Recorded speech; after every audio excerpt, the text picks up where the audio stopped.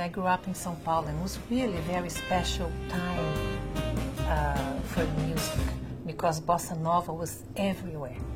It was on the radio, it was on TV, it was on the streets, and you could hear it, you could breathe that music, and it's really a part of my DNA. I had the great pleasure of sharing this music with some of the creators.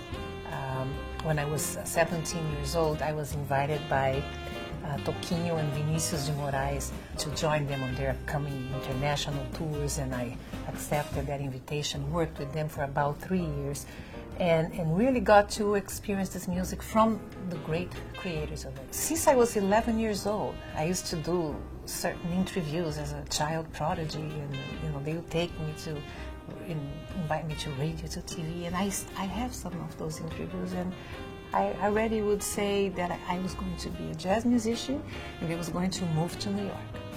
And often people ask me, how come you would say that you'd move to New York when you're 11 years old? And it was basically because I look at my records and the music I liked, and I would see that they were recorded in New York or recorded live in such place in New York. And New York was really the center, to really, for this music. Coming from São Paulo, which was it is such a huge city, When I moved to New York, it really felt like I came to this kind of cute little town. That's what it felt like.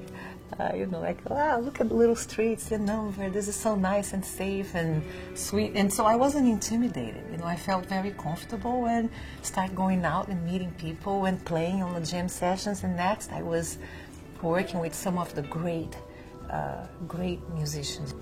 I signed a contract with Blue Note Records, which has been part of history and has really brought so many of the records that I even listened to as I was a child, So I felt that kind of validation and some of the responsibility in giving continuity to this music.